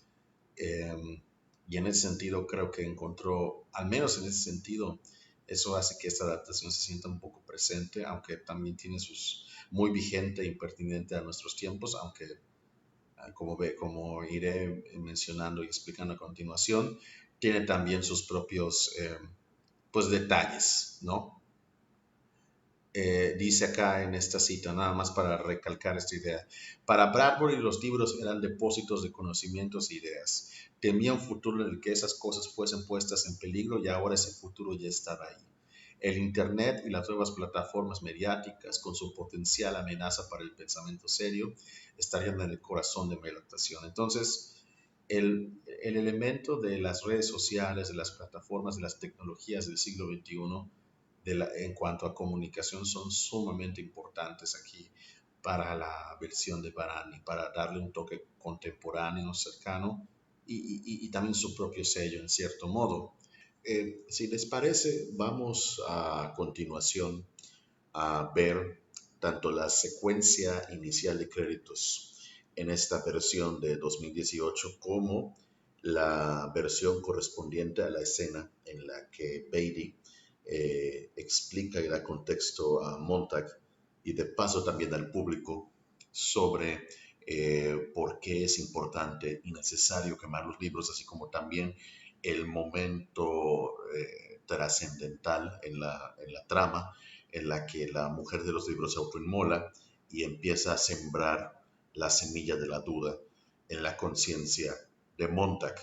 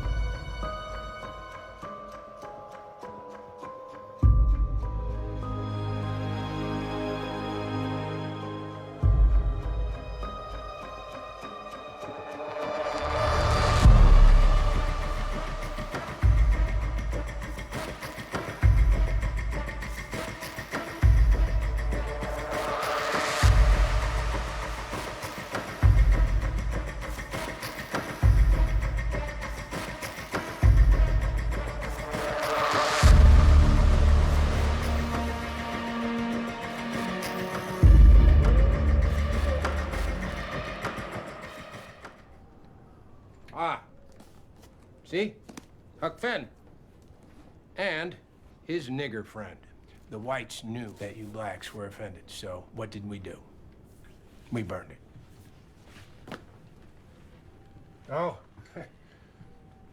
And then Native Son came along, and the whites didn't appreciate that one all that much, so they burned it too. Why didn't they like it?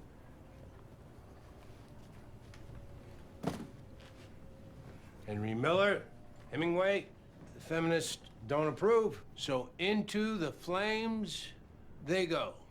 You see, we are not born equal, Guy, so we must be made equal by the fire. And then we can be happy. So we burn.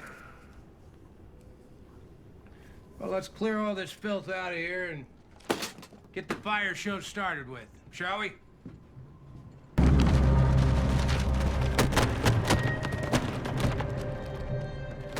Can you tell us anything about what's inside? Nothing that can't burn at 451 degrees. There you have it, stated.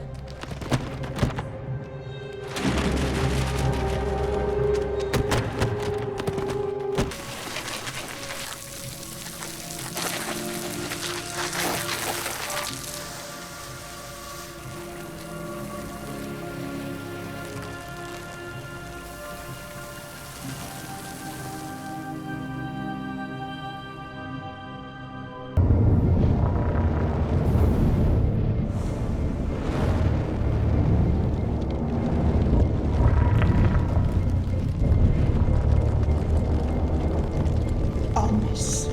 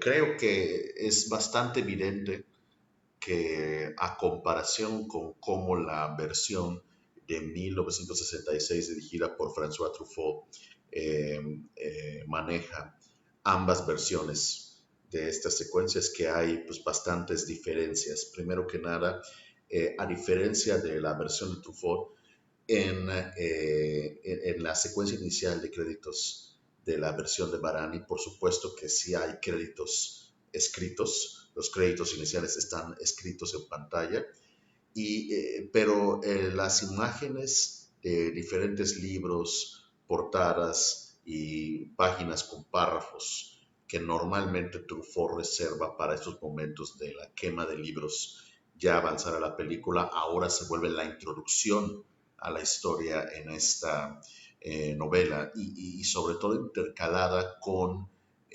ciertas imágenes, muchas de ellas pues por supuesto que material de archivo histórico.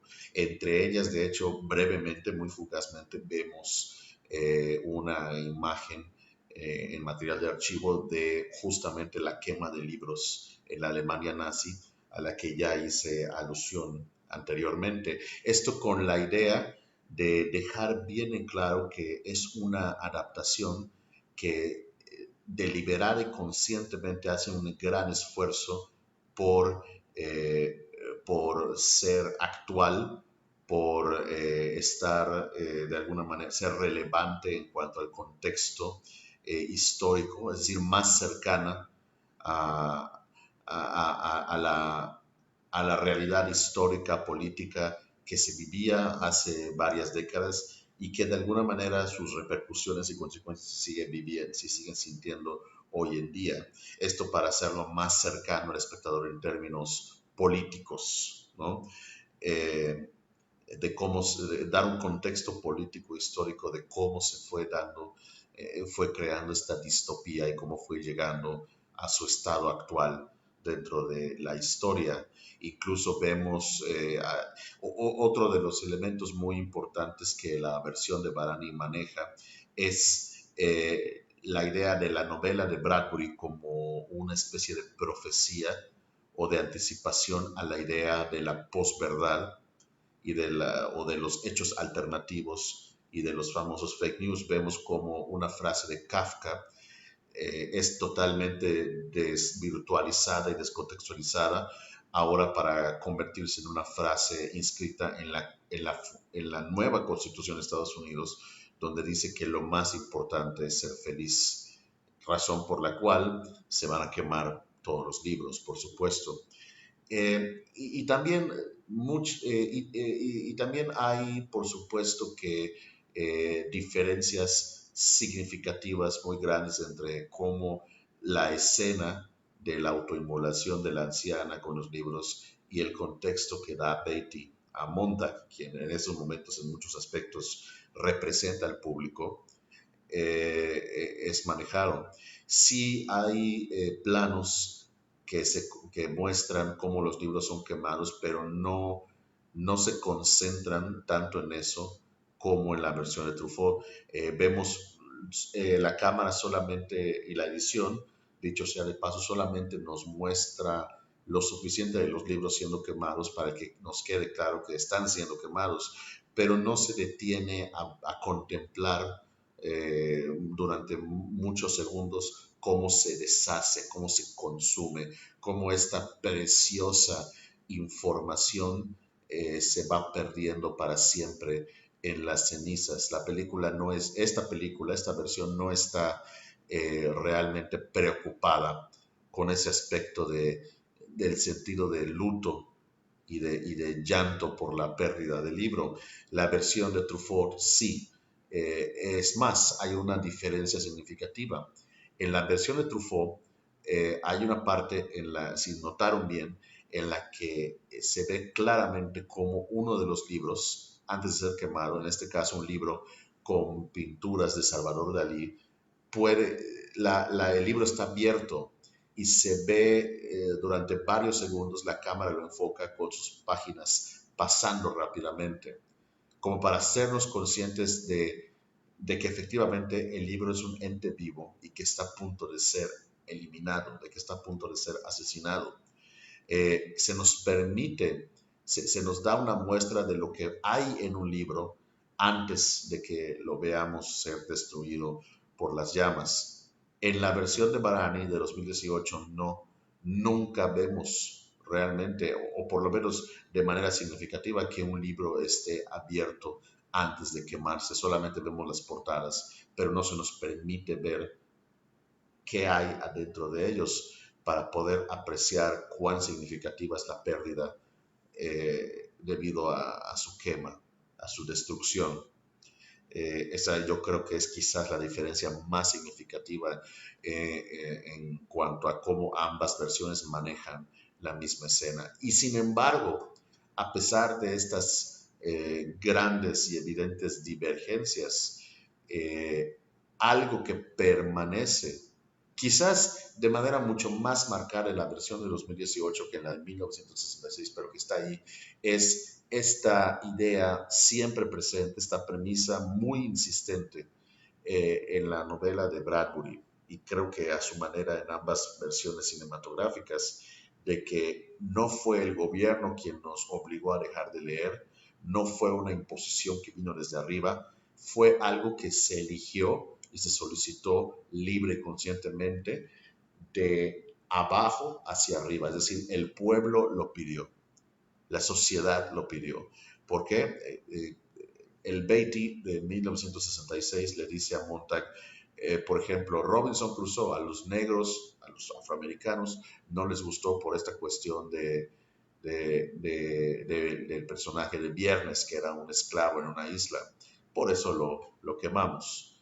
Es algo dicho de paso, pero que la versión de 2018 adquiere una, pues digamos, una relevancia muy particular y mucho más marcada debido al contexto y a la época en la que la película de 2018 es estrenada y distribuida, porque en la versión de 2018 significativamente este Montag interpretado por Michael Shannon le dice al Montag interpretado por Michael B. Jordan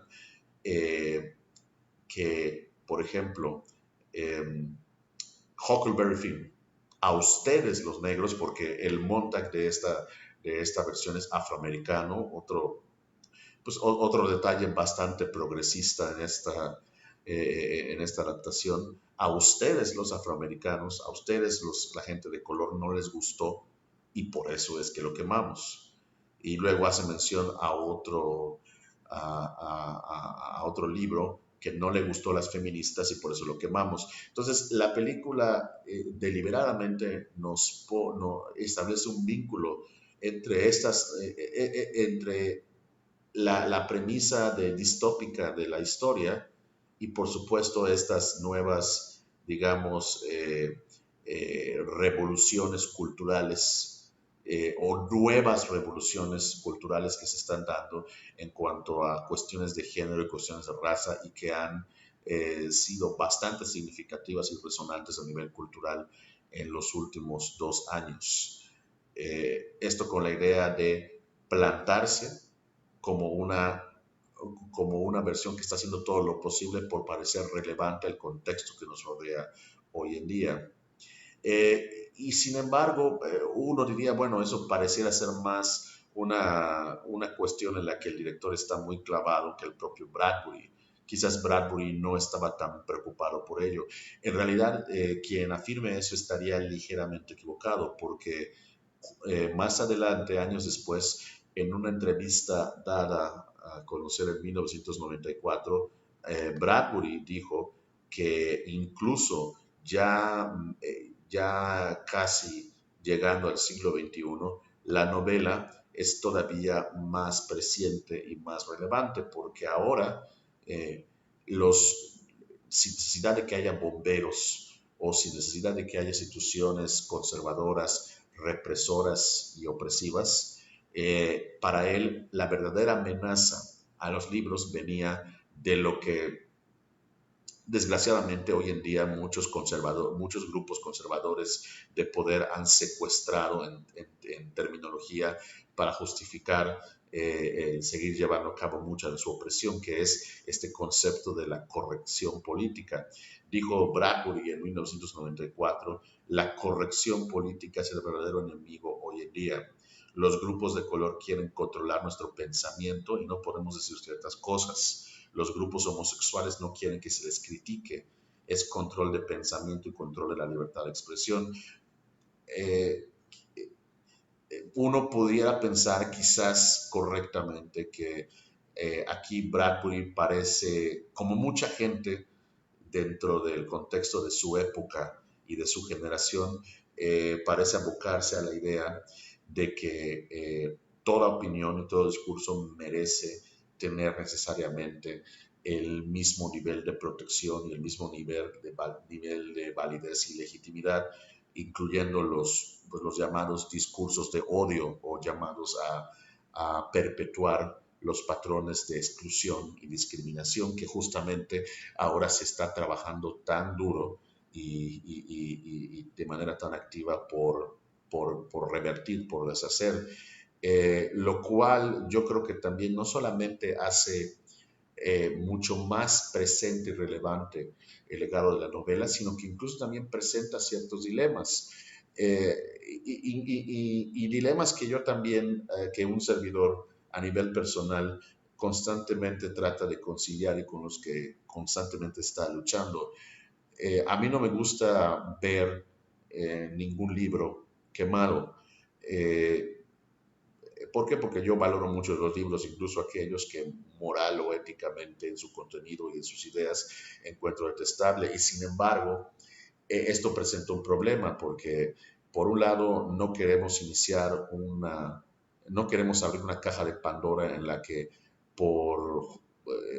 en un afán de primero tener las buenas intenciones de deshacernos de aquellos contenidos que consideremos nocivos, eso dé pie a poder eliminar cualquier tipo de contenido que cualquier persona, por el motivo que fuere, considere nocivo, que eso también puede caer en la subjetividad y convertirse ya no en un problema de lucha contra la desigualdad y la opresión, sino un problema abierto de censura.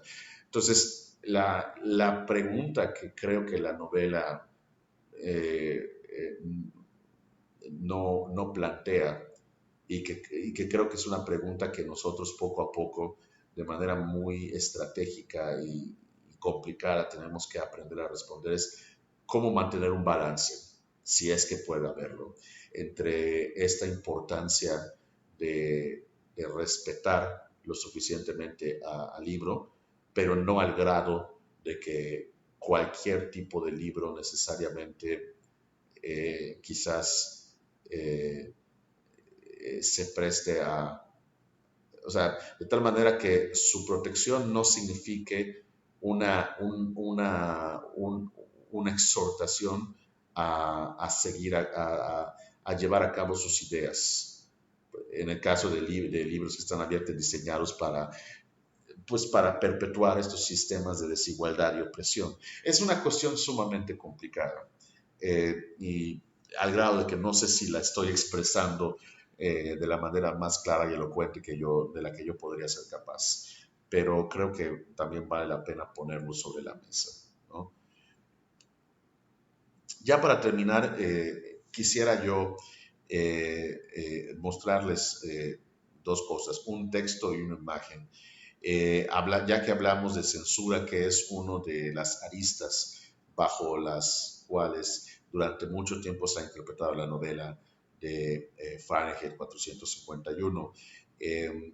Para quienes son demasiado viejos para recordarlo, demasiado jóvenes para saberlo, a finales de los 80s hubo el caso muy sonado de un libro publicado en Gran Bretaña por este autor que, si bien era inglés, viene de familia de ascendencia islámica musulmana, que es Salman Rushdie. Publicó un libro llamado Los versos satánicos, en los que a su manera, en cierto modo, ponía en entredicho muchos de los dogmas y fundamentalismos de la religión islámica, cosa que por supuesto la comunidad islámica en Gran Bretaña, que en ese momento ya era bastante prominente, no le gustó en lo más mínimo, al grado de que el ayatollah Khomeini, quien ese entonces era el líder de la religión musulmana a nivel mundial, ordenó una fatua en contra del escritor, le puso un precio a su cabeza, exhortó a los fieles a buscarlo y asesinarlo,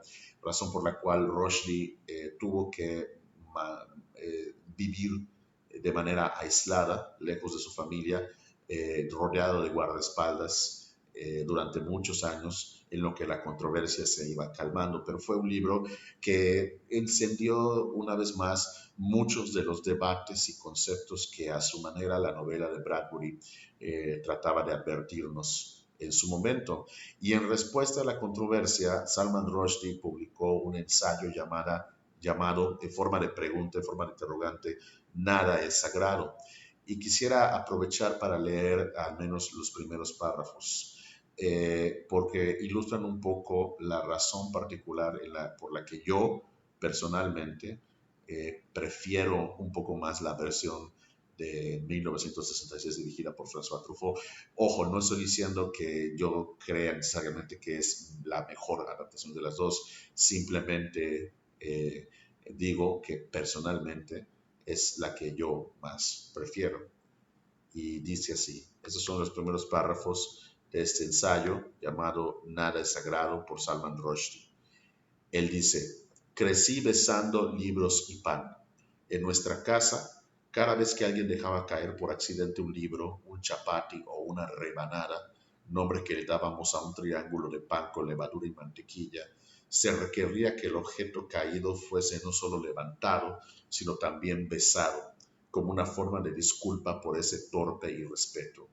Yo era descuidado y con dedos de mantequilla como cualquier niño, y consecuentemente en mis años de infancia besé una gran cantidad de rebanadas, al igual que mi cuota considerable de libros.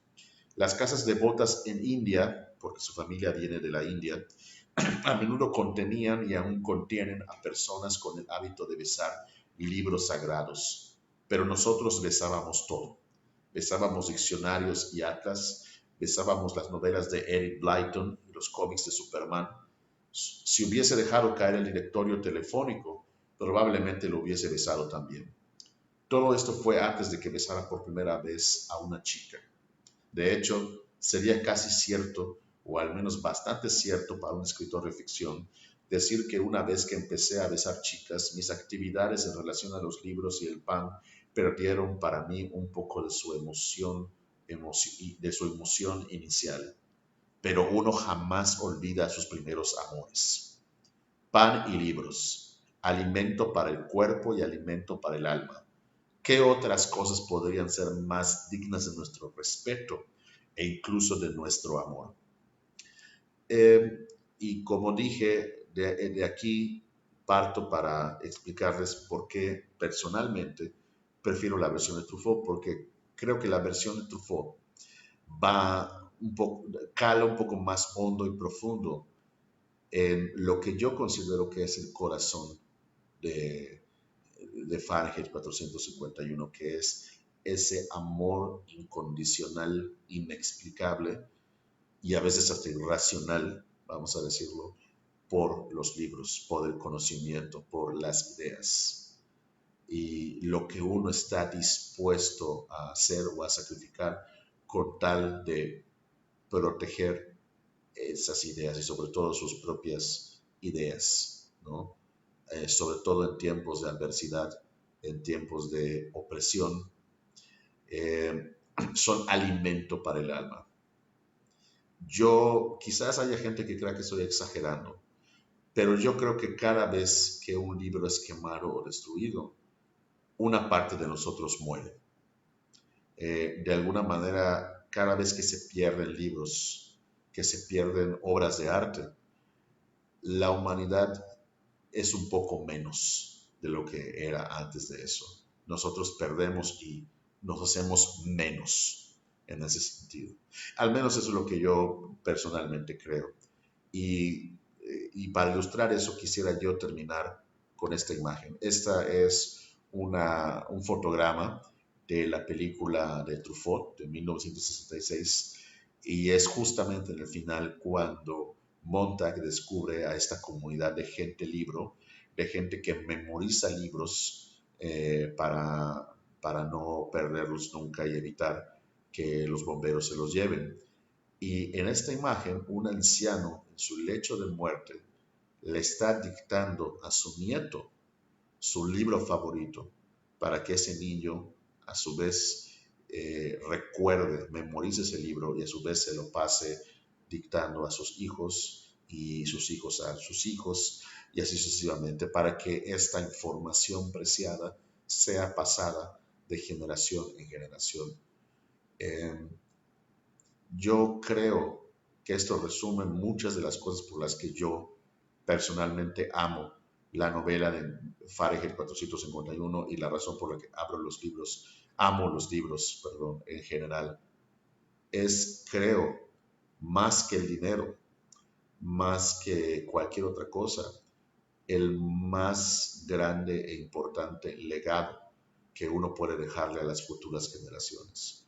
Yo tengo una hija de 2 años y tengo una amplia biblioteca y en algún momento cuando yo ya no esté en este mundo, espero que ella haya crecido si no con el amor, por lo menos con el suficiente conciencia y respeto por la importancia de los libros, como para no evitar que esos libros caigan en malas manos o caigan en el olvido o peor aún, en la destrucción. Espero de todo corazón que así sea y espero que las demás personas que lean Fahrenheit 451 lleguen a la misma conclusión. Y bueno, pues no me queda más que agradecerles a todos ustedes por haberme acompañado en esta, pues, disertación a través de esta maravillosa novela y todo el mundo y las ideas que ella contiene, así como a sus adaptaciones de cine respectivas. Yo soy Manuel Escoffier y muchísimas gracias y los invito a seguir pendientes de toda la programación en la agenda cultural virtual del Programa de Cultura para el Desarrollo de la Universidad Autónoma de Yucatán y me despido recordándoles que WADI es cultura, cultura para el desarrollo. Muchas gracias.